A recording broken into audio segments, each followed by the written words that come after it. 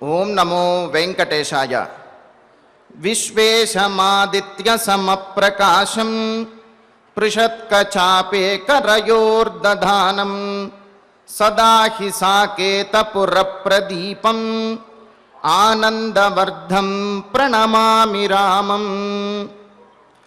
చేతియందు కోదండమును ధరించి సూర్యునితో సమానమైనటువంటి ప్రకాశంతో సాకేత మండపమున ఆనందమూర్తిగా విరాజిల్లుతూ భక్తులను అనుగ్రహిస్తున్నటువంటి శ్రీరామచంద్రునికి నమస్కరిస్తూ తదభిన్న స్వరూపుడైనటువంటి ఆ శ్రీనివాసుని యొక్క దయా విశేషం చేత సమస్త మానవాళికి ధర్మ తత్పరతను సకల కార్యసిద్ధిని చేకూర్చాలన్నటువంటి సంకల్పంతో తిరుమల తిరుపతి దేవస్థానం వారు నిర్వహిస్తున్నటువంటి శ్రీమద్ రామాయణం అయోధ్యాకాండ ప్రవచన పారాయణ కార్యక్రమంలో నేటికి మనం 179వ రోజులోకి ప్రవేశించాం.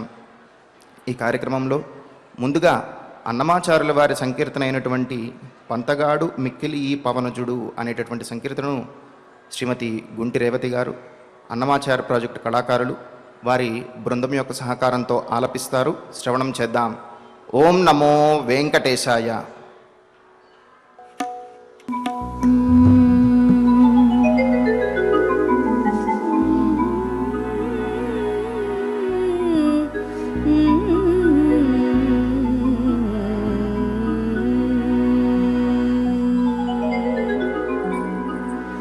పంతగాడు బిక్కిలి ఈ పవనజుడు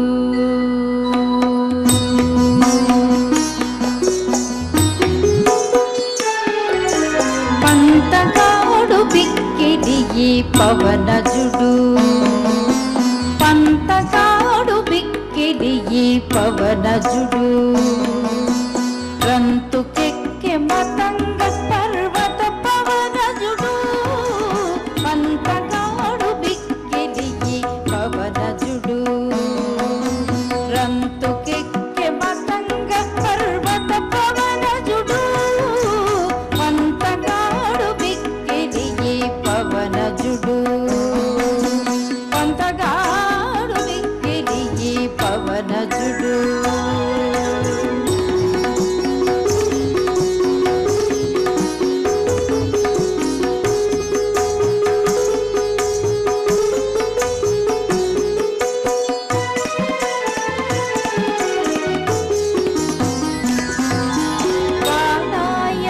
ఎంత భాగ్యవంతుడో దేవతల చిక్కాలుడై వరములందే పవనజుడు బాలాయమ ఎంత భాగ్యవంతుడో దేవతల చిక్కాలుడై వరములందే పవనజుడు పాలచల నిధి దాటి అరగసాని వితచ్చి పాలచల నిధి దాటి అరగసాని వితచ్చి ఏలిక ముందర పెట్టే ఈ పవనజుడు పాలచల నిధి దాటి అరగసాని వితచ్చి ఏలిక ముందర పెట్టే ఈ పవనజుడు పంతగాడు బిక్కిలి ఈ పవనజుడు రంతుకెక్కె మతంగ పర్వత పవనజుడు పంతగాడు బిక్కిలి ఈ పవనజుడు పంతగాడు బిక్కిలి ఈ పవనజుడు.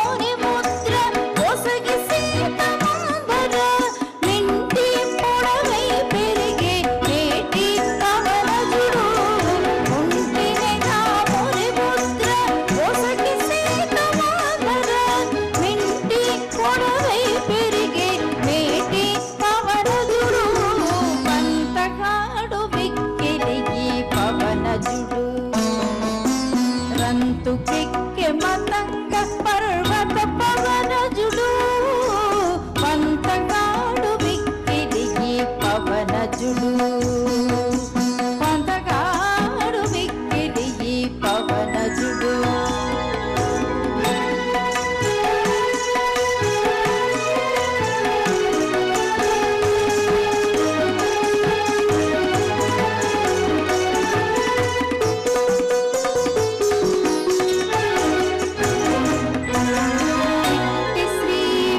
వెంకటేశ్వరు కృపచే ముందరి బ్రహ్మ పట్ట వేల నున్నవాడు పవనజుడు ఇట్టి శ్రీ వెంకటేశ్వరు కృపచే ముందరి బ్రహ్మ పట్ట వేల నున్నవాడు పవనజుడు చుట్టి చుట్టి తనకు దాసులైన వారికి చుట్టి చుట్టి తనకు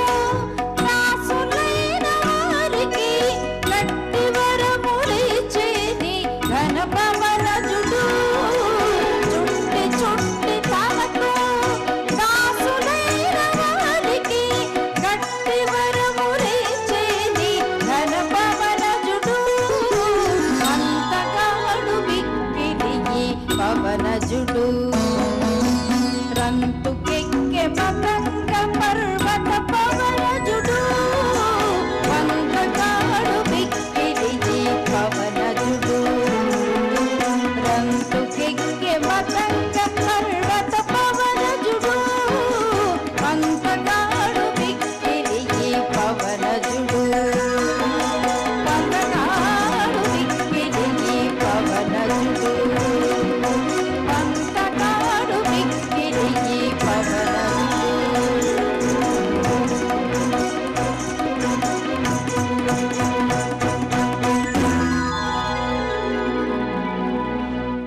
సంకీర్తనను ఎంతో చక్కగా శ్రవణం చేశాం.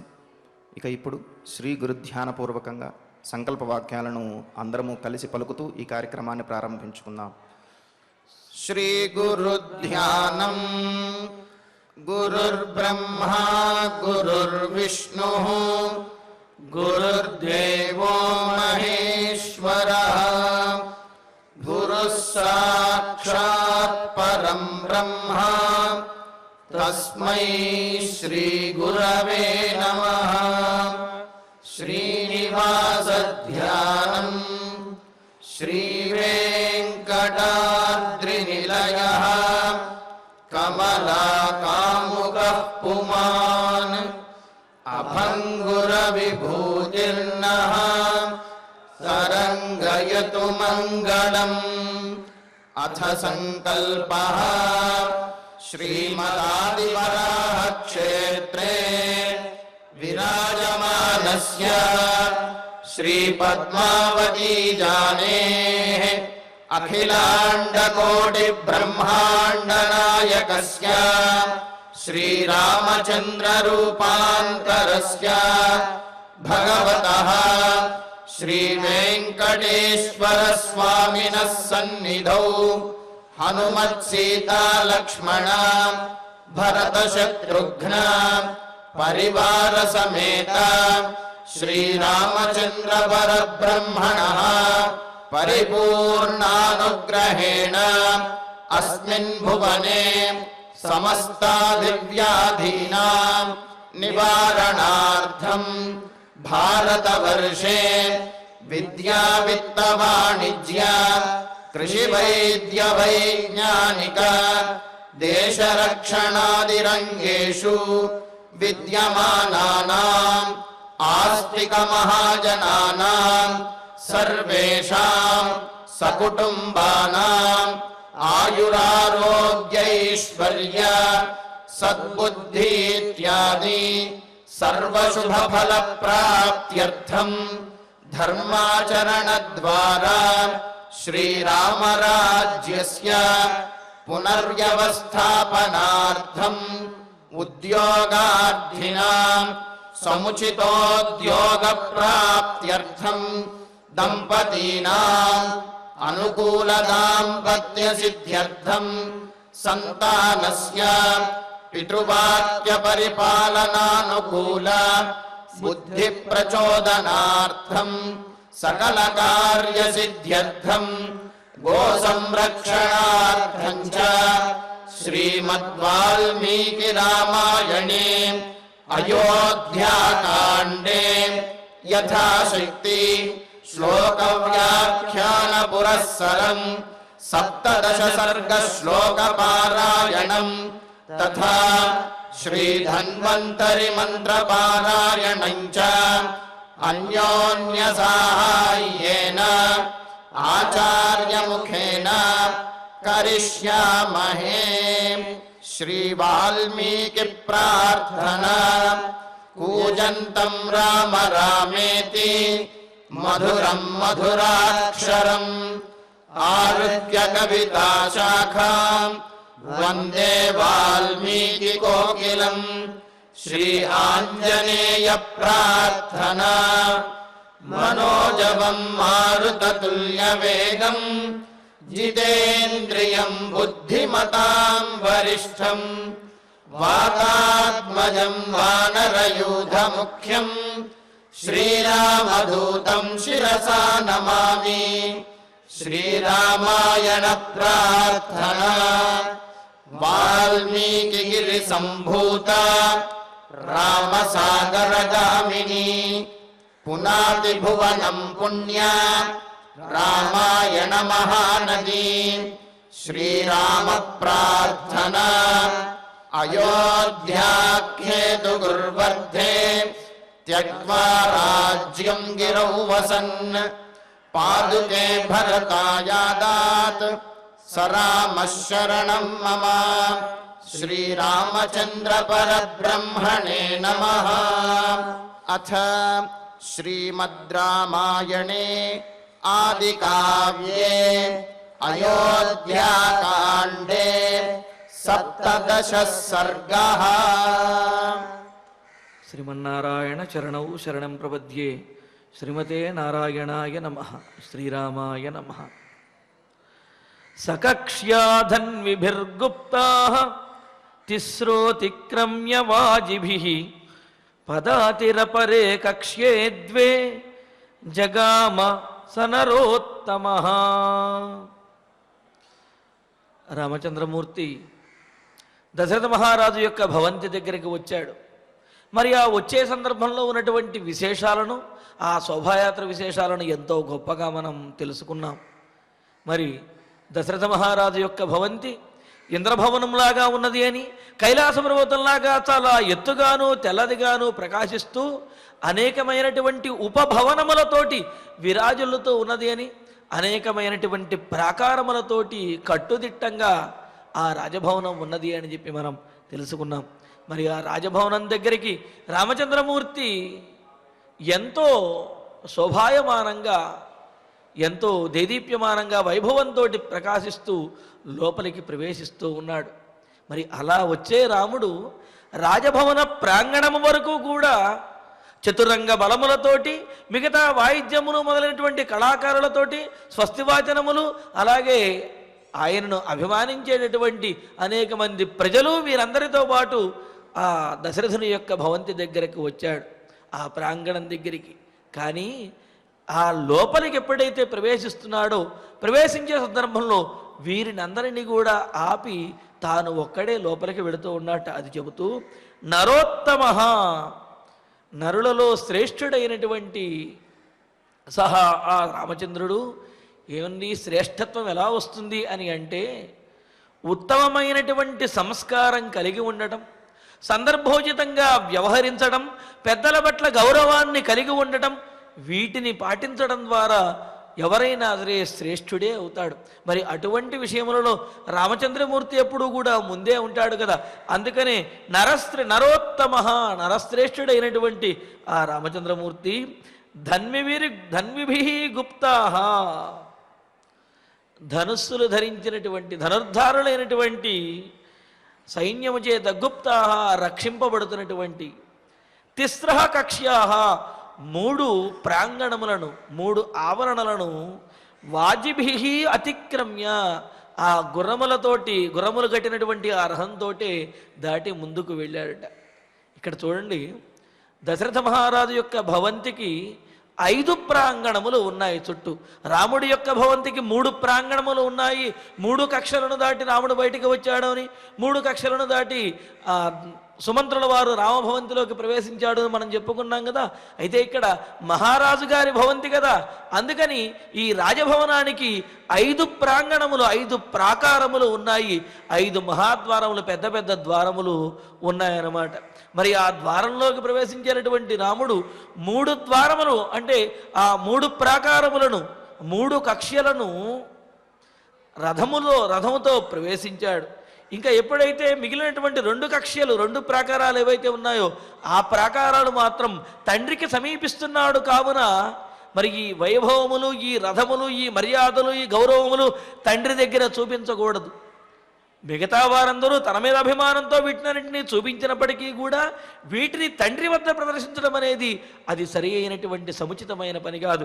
అందుకనే నరశ్రేష్ఠుడైనటువంటి ఆ రామచంద్రుడు రాజభవనానికి ఉన్నటువంటి 5 ప్రాకారములలో, ఆ 5 కక్ష్యలలో 3 కక్ష్యలను, 3 ప్రాకారములను, 3 మహాద్వారములను వాజిభి అతిక్రమ్య గుర్రములు కట్టబడినటువంటి ఆ రథములోనే ఆ 3 ప్రాకారములు దాటుకుంటూ ముందుకు వెళ్ళి అపరే 2 కక్ష్యే మరి లోపల ఉన్నటువంటి 2 ప్రాకారములు అంటే 2 కక్ష్యలు, 2 ఆవరణలు ఏవైతే ఉన్నాయో ఆ ఆవరణలోకి పదాతి జగామ ఆయన రథం దిగి తాను కాళ్లతోటి ఆయన నడుచుకుంటూ, పాదములతోటి నడుచుకుంటూ అలా ముందుకు వెళ్ళాడు అని. అంటే ఏమిటి?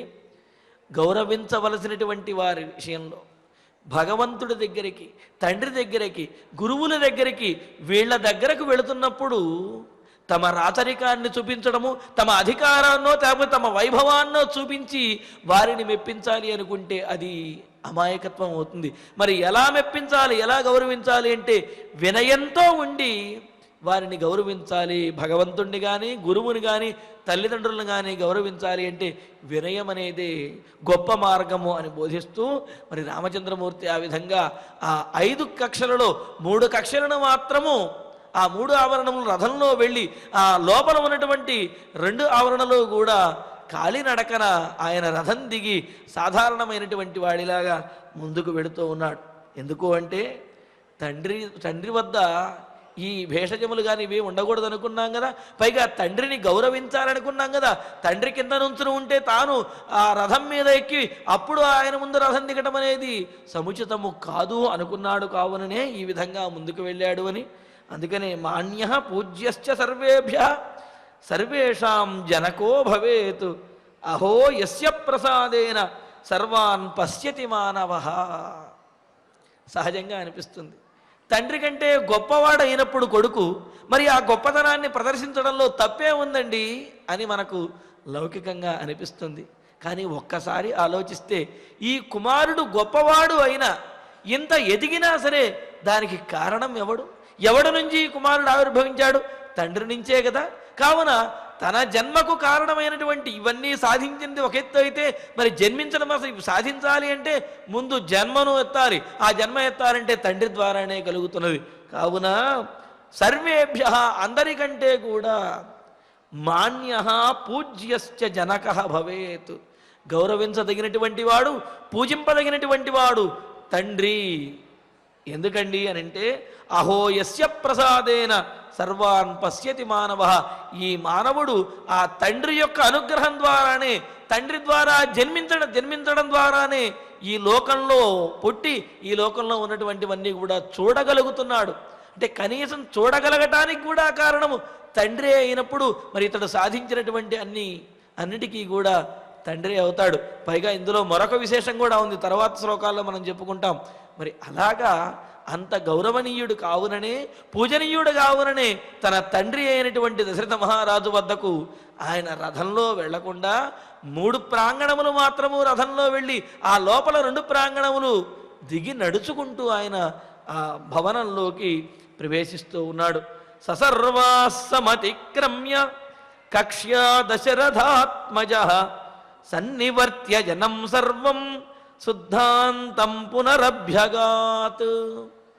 అలాగే దశరథాత్మజ దశరథుల యొక్క గారాల బిడ్డ అయినటువంటి సహా ఆ రామచంద్రుడు కక్ష్యా సర్వా ఆ 5 కక్ష్యలను కూడా 5 ప్రాకారములను కూడా దాటి లోపలికి వెళ్ళి అతిక్రమించి లోపలికి వెళ్ళి సర్వం జనం సన్నివర్త్య తనతో పాటు మరి ఎంతోమంది వస్తూ ఉన్నారు కదా, వారందరినీ కూడా అక్కడే ఆపి, అంటే 3వ ప్రాంగణం దగ్గర కొంతమంది ఆగారు, మరి మిగతా వారు ఇంకా కొంతమంది వస్తూ ఉన్నారు రాముడితో పాటు, వారిని కూడా ఆ అంతఃపురం ద్వారం ఏదైతే ఉందో ఆ అంతఃపుర ద్వారం దగ్గర ఆ రాజభవనం దగ్గర అక్కడే వారందరినీ కూడా సన్నివర్త్య ఆపి వెనుకకు మరల్చి, నేను లోపలికి వెళ్ళి వస్తాను, మీరు ఇక్కడి నుంచి వెనక్కి వెళ్ళండి అని చెప్పి తనతో పాటు వస్తున్నటువంటి వారందరినీ కూడా అక్కడ నుంచి వెనక్కి మరల్చి పునః శుద్ధాంతం అభ్యగాత్ అన్నారు. పునః మరల అంటే వారిని వెనక్కి పంపిన తర్వాత ఆయన మరల శుద్ధాంతం పునరభ్యగాత్ అని అన్నారు. అంటే ఆ అంతఃపురంలోకి ప్రవేశించాడు అని అన్నారు. శుద్ధాంతం అని అనడంలో ఉద్దేశం ఏమిటి అంటే ఆ లోపల జరిగేటటువంటి వ్యవహారములేమీ కూడా బయటకు ఏమాత్రము తెలిసే అవకాశం ఉండదన్నమాట. అంతా కూడా లోపల ప్రశాంతంగా ఉన్నట్టుంటుంది బయట నుంచి చూసేవారికి, కానీ లోపల ఏం జరుగుతుంది అనేది మాత్రం ఎవరికి ఏమీ తెలియదన్నమాట. అందుకనే చెబుతారు శుద్ధాహ రక్షకాహ అంతే యస్య అని. అందులో ఉండే రక్షకులు ఎవరైతే ఉన్నారో వారు ఎవరిని కూడా లోపలికి ఇతరులు ఎవరిని లోపలికి ప్రవేశించనీరు. అటువంటి ఆంతరంగికులైనటువంటి రక్షకులతోటి కూడి ఉన్నది కావున దానిని శుద్ధాంతఃపురం శుద్ధాంతం అని అన్నారు. ఇందులో కూడా రాజయోషితులు అంటే ఏమిటి, రాజభార్యలు రాజస్త్రీలందరూ కూడా ఉండేటటువంటి దాన్ని అంతఃపురము అని అంటారు. ఈ విధంగా అంత గుప్తమైనటువంటిది, గొప్ప రక్షణ కలిగినటువంటిది, అంతా ప్రశాంతంగా గోచరిస్తూ ఉన్నటువంటి అటువంటి ఆ అంతఃపురంలోకి రాజాంతఃపురంలోకి రామచంద్రమూర్తి లోపలికి ప్రవేశించాడు. మరి ఆ ప్రవేశించేటప్పుడు కూడా రాచమర్యాదలు మాటిస్తూ తనతో వచ్చినటువంటి వారందరినీ అక్కడే ఆపి రాజుగారిని గౌరవిస్తూ తానొక్కడే ఒక సామాన్యుడిలాగా లోపలికి ప్రవేశించి రాజుగారి యొక్క అంతఃపురంలోకి వెళుతూ ఉన్నాడనమాట. ఇంకా చెబుతున్నారు తతః ప్రవిష్టే పితురంతికం తదా జనస్స సర్వో ముదితో నృపాత్మజే ప్రతీక్షతే తస్య పునశ్చ నిర్గమం యథోదయం చంద్రమసరిత్పతి. విశేషం ఏమిటి అంటే రామచంద్రమూర్తితో అప్పటి వరకు వస్తూ ఉన్నారు జనులందరూ కూడా. రాముడు వారిని ఆ అంతఃపుర ప్రధాన ద్వారం దగ్గర వారిని ఆపి ఆయన లోపలికి వెళ్ళారు. వెళితే ఆయన లోపలికి వెళ్ళేటప్పటికీ ఈ బయట ఉన్నటువంటి వారందరూ కూడా ఇంకా ఆనందిస్తూ ఆ అంతఃపుర ద్వారం దగ్గరే వేచి ఉన్నారట. ఏమిటండి ఆనందము అంటే, మరి రాముడు దశరథ దగ్గరికి బయలుదేరాడు అంటేనే ఆనందం కలిగితే దశరథుని సమీపించి మరి అంతఃపురంలోకి వెళ్ళాడు అంటే ఇక ఇప్పుడు పట్టాభిషిక్తుడుగా అవబోతూ దశరథునితోటి ఆ రాజమాతలతోటి కలిసి రాముడు బయటికి వస్తాడు. ఆ విధంగా వస్తున్నటువంటి రాముడిని చుట్టం కంటే కూడా మనకు ఇంకేముంటుంది భాగ్యము అని అంటూ వాళ్ళందరూ కూడా రాముడు పట్టాభిరాముడుగా బయటికి వేం చేస్తాడు అని చెప్పి ఎదురు చూస్తూ ఉన్నారు. అందుకనే తతః ఆ విధంగా రామచంద్రమూర్తి దశరథుని యొక్క రాజాంతఃపురంలోకి ప్రవేశించిన తర్వాత నృపాత్మజే తదా రాజకుమారుడైనటువంటి ఆ రామచంద్రమూర్తి తదా పితు అంతికం ప్రవిష్టే అప్పుడు రాజుగారి యొక్క అంతఃపురంలోకి అంటే వీరందరినీ కూడా ద్వారం దగ్గర వారించి ఇక వెళ్ళమని చెప్పి రాజుగారి యొక్క అంతఃపురంలోకి ప్రవేశించిన తర్వాత అంతికం ప్రవిష్టే అంటే ఏమిటి, రాజుకి మరింత సమీపం అవగా సర్వ జన సహజన ముదిత. అప్పటి వరకు రాముడితో వచ్చినటువంటి వాళ్ళందరూ కూడా అప్పుడు ఆ ద్వారం దగ్గర వేచి ఉంటూ ముదిత మిక్కిలి ఆనందాన్ని పొందారట. పొంది పునః తస్య నిర్గమం మరలా రాముడు ఆ అంతఃపురంలోంచి బయటికి వస్తాడు అని ఆ బయటికి రావటం గురించి సరిత్పతి చంద్రమస ఉదయం యథా సముద్రుడు చంద్రుడి కోసం ఏ విధంగా అయితే వేచి చూస్తూ ఉంటాడో, చంద్రుడిని చూచినప్పుడు ఏ విధంగా అయితే ఎగసిపడుతూ ఉంటాడో అలాగా పునః తస్య నిర్గమం ప్రతీక్షతే. మరల ఆ రాముడు అంతఃపురంలోంచి బయటకు వస్తాడు. బయటకు వచ్చేటటువంటి రాముడిని మేము చూడాలి అని చెప్పి వాళ్ళందరూ కూడా లోపలికి వెళ్ళినటువంటి రాముడి గురించి ఆ జనులందరూ ఆ ద్వారం దగ్గరే వేచి ఉండి ఎదురు చూస్తూ ఉన్నారట. ఎలా ఎదురు చూస్తూ ఉన్నారు అని అంటే చెబుతూ, సరిత్పతి నదులకు భర్త అయినటువంటి సముద్రుడు చంద్రమసహ ఉదయం యథా చంద్రుడు ఉదయించడం కోసం ఎదురు చూస్తూ ఉంటాట. ఎందుకంటే ఆ చంద్రుని యొక్క కాంతిలో ఈ సముద్రం అంతా కూడా చాలా దేదీప్యమానంగా ప్రకాశిస్తూ ఉంటుంది. అంతేకాదు ఆ చంద్రకాంతి ఎప్పుడైతే పడిందో ఈ సముద్రంలో చైతన్యం అనేది మరింతగా పెరిగి ఉవ్వెత్తున ఎగసిపడుతూ తరంగములతోటి చాలా ఆనందంగా ఉంటుంది.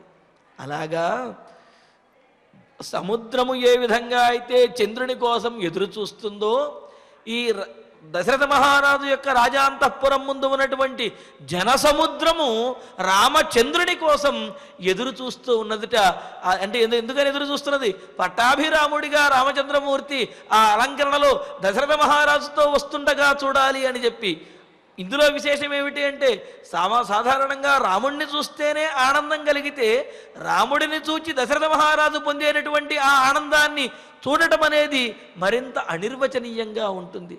అందుకని దశరథ మహారాజుతో కూడి పట్టాభిరాముడిగా వస్తున్నటువంటి ఆ రామచంద్రమూర్తిని చూడాలి అని ప్రజలందరూ కూడా ఆ జన సముద్రము రామచంద్రుని కోసము ఆ ద్వారం దగ్గరే ఎదురు చూస్తూ వాళ్ళందరూ కూడా ఆ విధంగా వేచి ఉన్నారు. అక్కడ వాళ్ళ యొక్క ఉద్దేశ్యం ఒకటే, ఎప్పుడెప్పుడు ఆ ద్వారంలోంచి రాముడు బయటికి వస్తాడా అని చెప్పి వాళ్ళు అలా తలలు పైకెత్తి కళ్ళు పెద్దవి చేసుకుని ఎదురు చూస్తూ ఉన్నారు అని. తతః ప్రవిష్టే పితురంతికం తదా జనస్స సర్వో ముదితో నృపాత్మజే ప్రతీక్షతే తస్య పునశ్చ నిర్గమం యథోదయం చంద్రమసరిత్పతి అని చెబుతూ ఈ విధంగా రామచంద్రమూర్తి దశరథుని యొక్క ఆ భవంతిలోకి ప్రవేశించి దశరథ మహారాజు దగ్గరకు వెళ్ళడంతో ఈ 17వ సర్గ పూర్తయింది.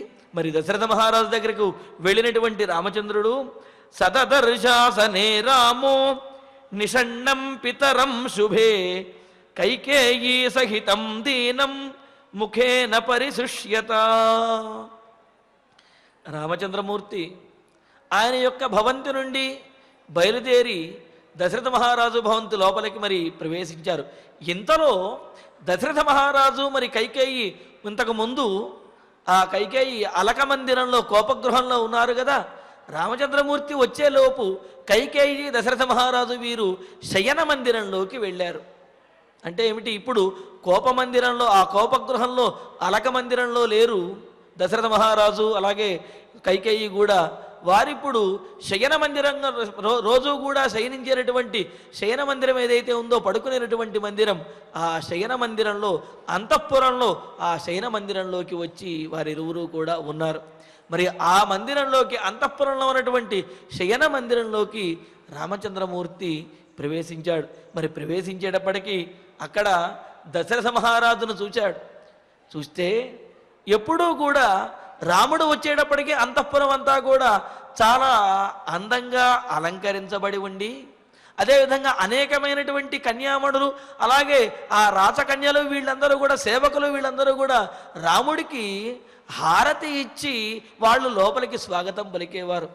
ఆ రోజున దశరథుని యొక్క మందిరంలోకి ప్రవేశిస్తున్నటువంటి దశరథుని యొక్క రాజాంతఃపురంలోకి ప్రవేశిస్తున్న రాముడికి ఇటువంటి మర్యాదలేమీ కూడా కనిపించని, ఇటువంటి కోలాహలములు కానీ ఇటువంటి ఆనందోత్సాహాలేమీ కూడా అక్కడ కనిపించలేదు.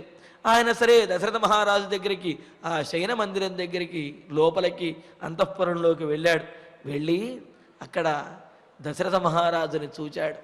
చూచేటప్పటికీ ఆ పర్యంకం మీద ఆ ఆసనం మీద దశరథ మహారాజు అలా పడి ఉన్నవాడిలాగా కూర్చొని ఉన్నాడు. అంటే ఆయన యొక్క స్థితి ఎలా ఉన్నది అనేది శ్లోకంలో వర్ణిస్తూ రాముడు శుభే ఆసనే పరిశుష్యత ముఖేన, మంగళకరమైనటువంటి పర్యంకము యందు, అంటే ఏమిటి? ఆ శయన మందిరంలో శయనము యందు శయ్యయందు పరిశుష్యత వాడిపోయినటువంటి ఎండిపోయినటువంటి ముఖంతో చాలా దీనంగా ఏదో ఆలోచిస్తూ పరధ్యానంగా కూర్చున్నటువంటి వాడైన తండ్రిని రామచంద్రమూర్తి చూశాడు. మరి ఇక్కడ శుభే ఆసనే అని చెప్పటం, అటువంటి శుభకరమైన ఆసనంలో ఆ పర్యంకం యందు రామచంద్రమూర్తి ఆ దశరథ మహారాజు కూర్చుని ఉన్నాడు. ఆ పర్యంకం యందు అటువంటి దశరథ మహారాజుని రామచంద్రమూర్తి దీనవదనంతో ఉన్నటువంటి వాడిగా, అంటే దశరథుడు దీనుడిగా ఉండగా చూశాడు అని చెప్పి అనుకున్నాం. మరి ఆ సందర్భంలో కైకేయి ఏం మాట్లాడింది, మరి దశరథుని ఆ విధంగా చూచినటువంటి రాముడు ఎలా స్పందించాడు, రాముని యొక్క స్పందనకు దశరథుడు ఏమన్నా బదులు పలకగలిగాడా? ఈ విశేషాలను రేపటి ప్రవచనంలో తెలుసుకుందాము. ఇక ఇప్పుడు ఆచార్యుల వారి ద్వారా శ్లోకాలను పారాయణ చేసుకుందాము. సకక్ష్యాః ధన్విభిర్గుప్తాః తిస్రోతిక్రమ్య వాజిభిః పదాతిరపరే కక్ష్యే ద్వే జగామా నరోత్తమః సర్వాః సమతిక్రమ్య కక్ష్యాః దశరథాత్మజః సన్నివర్త్య జనం సర్వం శుద్ధాంతం పునరభ్యగాత్ తతః ప్రవిష్టే విదురంతికం తదా జనస్స సర్వః ముదితో నృపాత్మజే ప్రతీక్షతే తస్య పునర్వినిర్గమం యథోదయం చంద్రమసః సరిత్పతిః తతః ప్రవిష్టే పితురంతికం తదా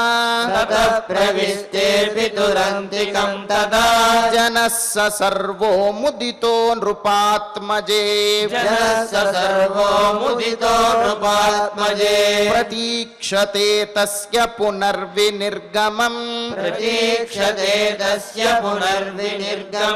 యథోదయం చంద్రమసః సరిత్పతిః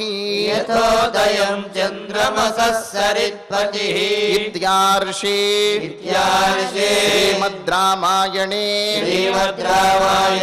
ఆదికావ్యే అయోధ్యాకాండే సప్తదశ సర్గః అథ శ్రీమద్ రామాయణే ఆదికావ్యే అయోధ్యాకాండే అష్టాదశ సర్గః సదదర్శ ఆసనే రామః నిషణ్ణం పితరం శుభే కైకేయీ సహితం దీనం ముఖేన పరిశుష్యత సదదర్శాసనే రామః నిషణ్ణం పితరం శుభే కైకేయీ సహితం దీనం ముఖేన పరిశుష్యత ఇత్యార్షే శ్రీమద్ రామాయణే ఆదికావ్యే అయోధ్యాకాండే అష్టాదశ సర్గే శ్లోకరత్నం ఫలశ్రుతి నుండి మంగళాంతం వరకు అందరము కలిసి పఠిద్దాం. ఫలశ్రుతి ఆయుష్యమారోగ్యకరం యశస్యం సౌభ్రాతృకం బుద్ధికరం సుఖం చ శ్రోతవ్యమేతన్నియమేన సద్భిః आख्यानमोजस्करमृद्धिकामैः श्रीरामचन्द्रपरब्रह्मणे नमः। अथ धन्वन्तरि ध्यानम् अच्युतानन्दगोविन्द विष्णो नारायणावृता रोगान्मे नाशयाशेषान् आशु धन्वन्तरे हरे। आरोग्यं दीर्घमायुष्यं बलं तेजोधियं श्रियं स्वभक्तेभ्योऽनुगृह्णन्तम् वन्दे धन्वन्तरिं हरिम्।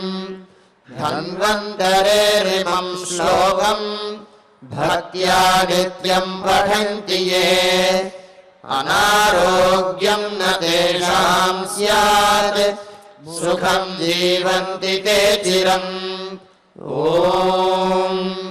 नमो भगवते वासुदेवाय। धन्वन्तरये अमृतकलशहस्ताय वज्रजलौकहस्ताय सर्वामयविनाशनाय त्रैलोक्यनाथाय महाविष्णवे स्वाहा। ॐ वासुदेवाय विद्महे सुधाहस्ताय धीमहि तन्नो धन्वन्तरिः प्रचोदयात्। अथ नवग्रह प्रार्थना। आरोग्यं पद्मबन्धुर्वितरतु नितरां सम्पदं शीतरश्मिः। भूलाभं भूमिपुत्रः सकलगुणयुतां वाग्विभूतिं च सौम्यः। सौभाग्यं देवमन्त्री रिपुभयशमनं भार्गवः। शौर्यमार्गिः दीर्घायुः सैन्निकेयः। विपुलतरयशः केतुः आचन्द्रतारम्। अरिष्टानि प्रणश्यन्तु दुरितानि भयानि च। शान्तिरस्तु शुभं मेस्तु ग्रहाः कुर्वन्तु मङ्गलम्। अथ क्षमा प्रार्थना। यदक्षरपदभ्रष्टम् मात्राहीनं च यद्भवेत् तत्सर्वं क्षम्यतां देव नारायण नमोऽस्तु ते। अथ भगवत्समर्पणम्। कायेन वाचा मनसेन्द्रियैर्वा बुद्ध्यात्मना वा प्रकृते स्वभावात् करोमि यद्यत् सकलं परस्मै नारायणायेति समर्पयामि। अथ मङ्गलम् श्रियः कान्ताय कल्याणनिधये निधयेऽर्थिनाम्। श्रीवेङ्कटनिवासाय श्रीनिवासाय मङ्गलम्।